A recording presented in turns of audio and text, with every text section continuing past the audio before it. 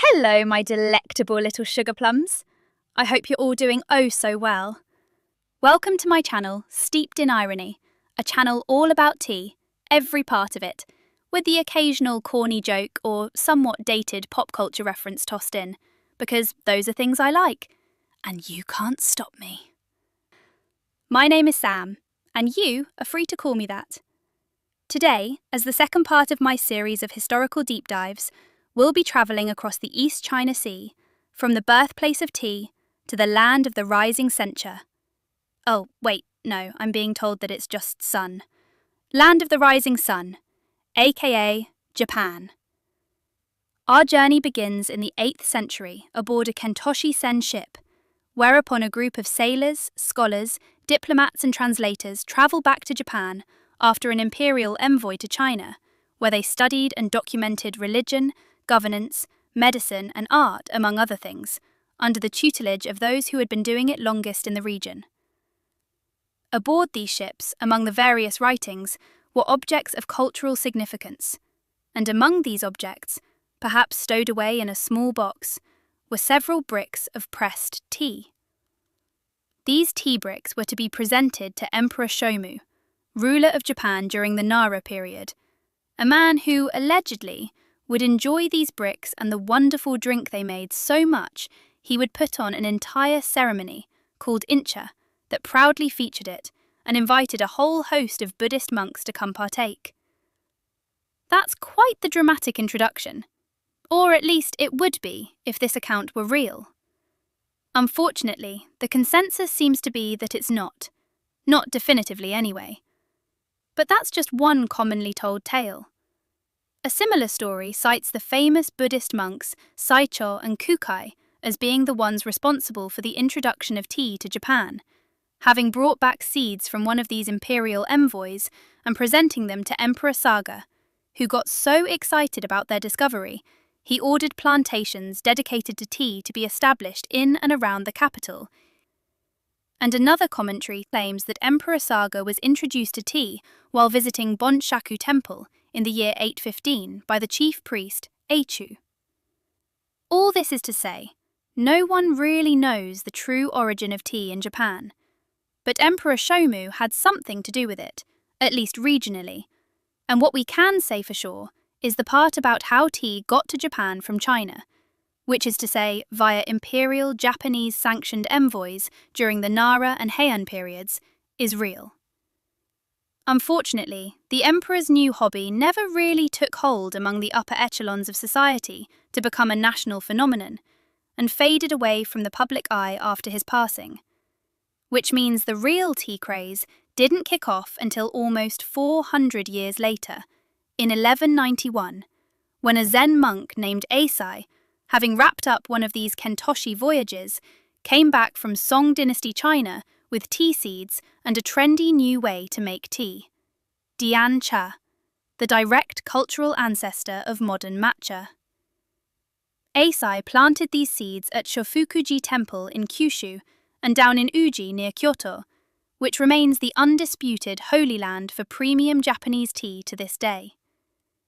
In 1214, Eisai presented tea and his treatise, Kisa Yojoki, which translates to drinking tea for health, to the shogunate, an act which would change the dynamic between tea and what it represented for centuries to come. Now, if you're picturing the history of Japanese tea as a bunch of serene monks quietly whisking green tea powder while staring deeply at a single, perfect chrysanthemum, I applaud your vivid imagination, but you are only about half right. Enter the samurai. Between the 13th and 16th centuries, the warrior class adopted tea culture as a part of their own culture, and it turns out, tea fit remarkably well with their lifestyle. Tea took hold in monastic circles because it allowed monks to remain alert, but also calm, and it did the same for the samurai, which presented a unique advantage to them in combat. It wasn't long before tea had made its way into their pre-battle rituals. But because warriors will be warriors, the military elite didn't just sit around sipping mindfully. Well, sometimes they did. But they also embraced Chinese-style tea competitions, which they called totcha.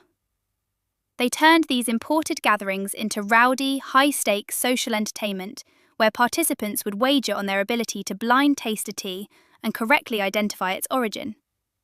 Basically, they took a tranquil Buddhist practice, treated it as a performance-enhancing stimulant, treated it as a gimmick in their underground casinos, and still somehow managed to treat it with the somber reverence we assume when we think about Japanese tea culture. But that last part didn't last long. The part about the somber reverence, I mean. Yeah, they did away with most of that. Over the next few centuries, the samurai and the wealthy merchant classes continued fancifying tea culture the way China had before, culminating in a counterculture movement in the 15th and 16th century, led by two legendary tea masters, Murata Juko, or Shuko, depending on who you ask, and Sen no Rikyu, who together conceptualized and codified Chanoyu, or the way of tea. These two men never met, as Juko died 2 years before Rikyu was born, that both looked at the lavish tea parties of the elite and the gambling of the warrior class and said, no thank you.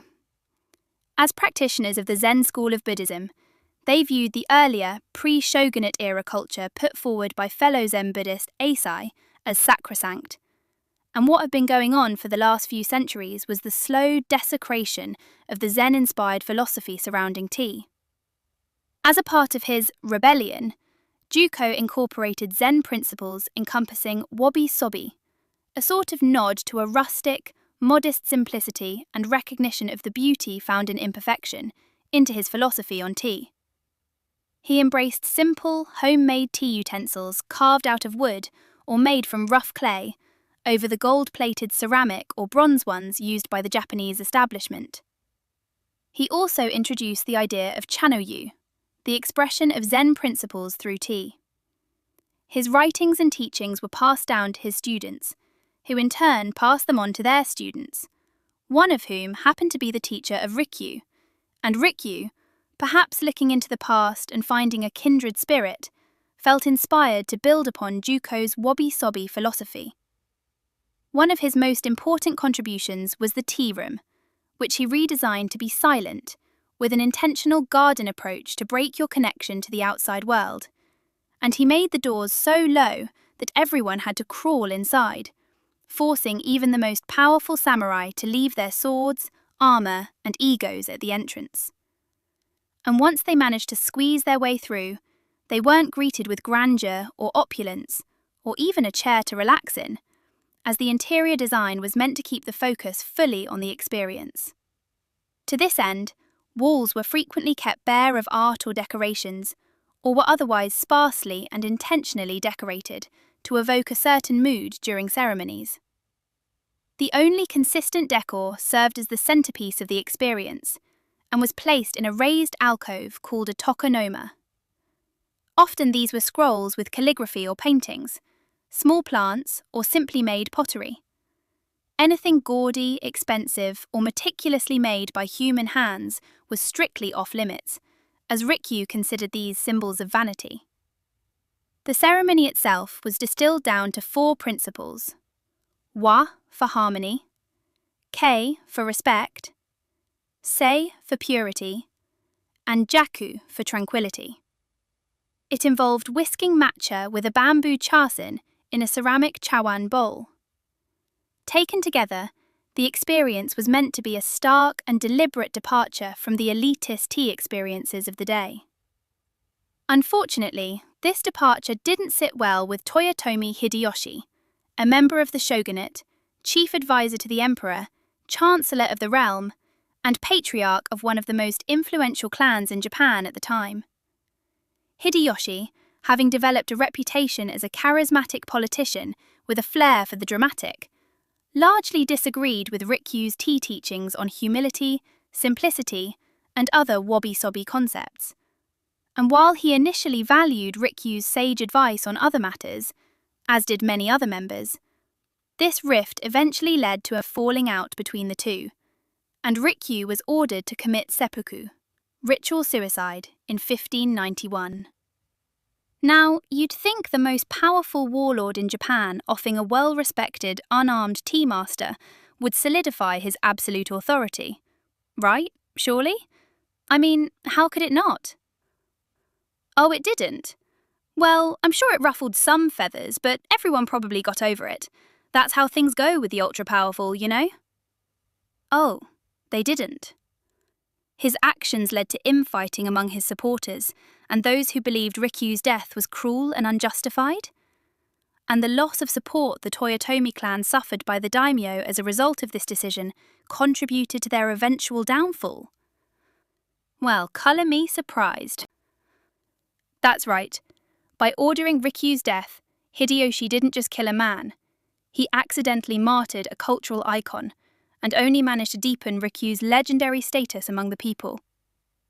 Rikyu had spent his life teaching the samurai class how to check their massive egos, so when the country's top dog not only ordered his execution, but orchestrated it as part of a tea ceremony, it highlighted his own insecurities and alienated the daimyo he was trying to control, many of whom held a deep reverence for Rikyu and his teachings. It was a staggering socio-political blunder that sent uncomfortable shockwaves through the ruling class, leaving a rather awkward, tension-filled silence in the tea rooms across the nation, as everyone suddenly realized the tranquil way of tea had just violently collided with the way of the sword. And the unfortunate irony is that once Rikyu was no longer around to keep things balanced, and time had watered down his vision, high society pulled off the ultimate corporate buyout of his anti-establishment aesthetic. As Japan slid into the peacetime of the Tokugawa shogunate after the Toyotomi clan was overthrown, the ruling warrior class and Rikyu's own descendants co-opted the practice of chanoyu. Instead of an egalitarian escape where everyone humbled themselves to crawl through the door as absolute equals, the ceremony was transformed into rigid architecture of the Iamoto system, a hyper-codified headmaster lineage that transformed Zen humility and equality into a pedantic handbook of social compliance. Suddenly, tea gatherings were actively weaponized to reinforce class distinctions rather than dissolve them, and the simple, flawed mud bowls Rikyu championed began to fetch frankly unreasonable prices just because a famous name brushed a certificate for them. Tea was ubiquitous in Japan by this point, but the freshest, greenest leaves were almost exclusively reserved for the elites and their ceremonies, which triggered a second re-democratization effort among the common folk. Two figures found themselves unintentionally leading this charge.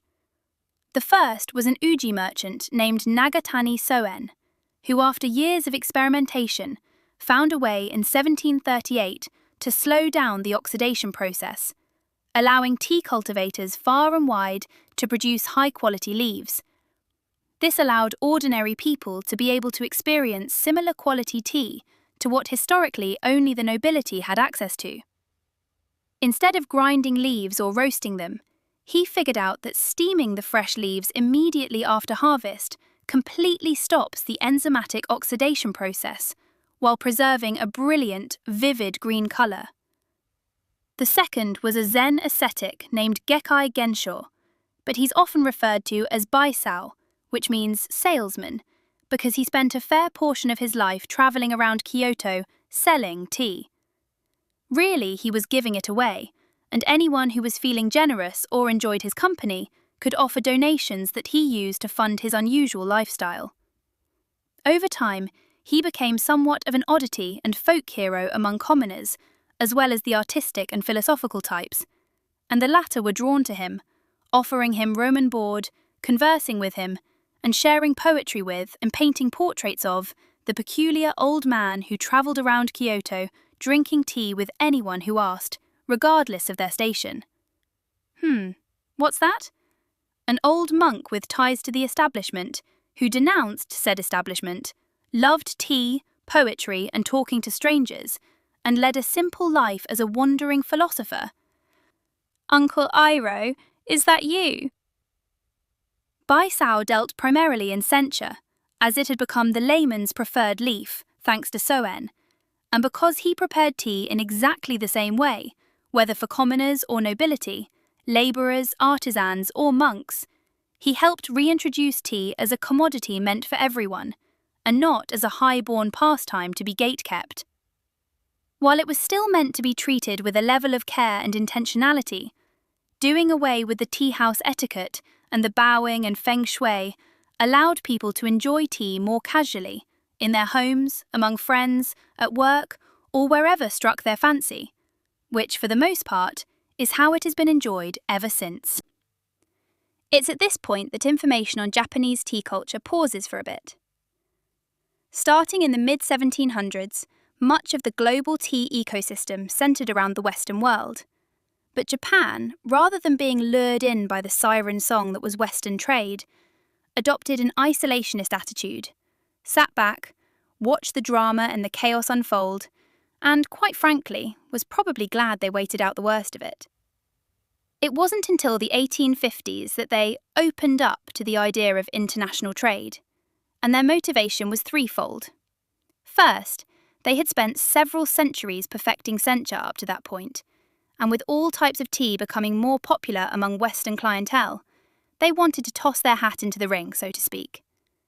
Second, after seeing how Machiavellian the Dutch and British had been when it came to their respective spice and tea trades and their treatment of indigenous peoples, addicting the Chinese population to opium to the tune of tens of millions, indenturing a huge portion of the Indian agricultural sector, causing widespread famine and economic instability, and enslaving, displacing, or outright killing various groups in Indonesia and all throughout Southeast Asia, Japan realised the only way to avoid a similar fate was to modernise, and fast. And third, whether Japan was truly ready to do away with its isolationism policy or not, its hand was being forced, as America, having won its independence from Great Britain, proved to be just as big a bully as its counterpart across the pond, and came a-knocking. Under orders and bearing a letter from US President Millard Fillmore, Commodore Matthew C. Perry paddled into Edo Bay in 1853, intent on ending Japan's isolationism. Even while surrounded by the far less advanced Japanese Navy, Perry's fleet took to grandstanding and showing off the military might and superior technology of the West, firing cannons into the bay, surveying the coastline, and warding off Japanese attempts to remove them. Eventually, the Japanese realised that colonialism was going to land on their shores one way or another, and opted to do it on their own terms, rather than have their cities sacked and their citizens terrorised.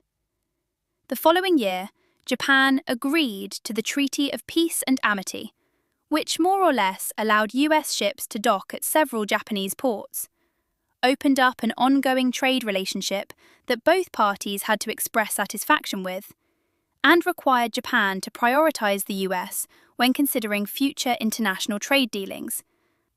And while Japan was initially upset, understandably, at how it all played out, they soon realised that this trade agreement is what would ultimately allow them to stave off future attempts toward a more total colonisation effort.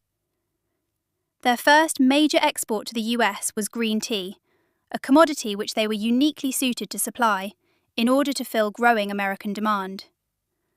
With Great Britain leaning heavily into black tea from the plantations they established in India and Ceylon, modern-day Sri Lanka, and without China having the ability to transport their own green tea halfway around the globe without it spoiling due to their palm firing technique, Japan's steamed leaves earned them boatloads.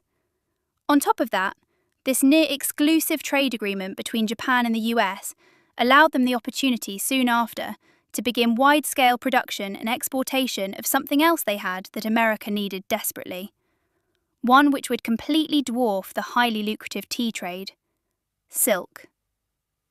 Japan became insanely wealthy basically overnight, and much of what they made they poured into technology research and a total overhaul of their military, modelled after the Prussian army, one of the most sophisticated and well-armed forces in Europe at the time. Historians agree that this rapid modernisation is one of the primary reasons that Japan was able to avoid total colonisation by one of the global superpowers, and instead became one of the superpowers themselves, which solidifies my belief that the story of Japan, and the story of tea in it, is one of learning from mistakes, first their own, and later those of their southern neighbours. Throughout their long history, they went through several bouts of democratizing tea, then gatekeeping it behind rigid hierarchical and ritualistic frameworks, then re-democratizing it, before eventually settling into a balance of the two, inspired primarily by Zen philosophy and their understanding of tea as a cultural convention that brought people together, regardless of class boundaries. And when they were finally met by the unstoppable force that was Western colonialism, rather than trying to stop it in its tracks or rolling over completely, both of which would have likely ended in the destruction of their nation and culture, Japan chose to move with it, riding the wave of Western expansion to get into a position where they literally couldn't be taken over, even if someone wanted to. So next time you make a mistake and oversteep your leaves, or, say, order a venerated cultural icon to ritually off themselves for short-term political gain without realizing it would lead to discord and ultimately the dissolution of an entire system of governance, just remember that one of the oldest, most influential nations in the history of tea made similar mistakes.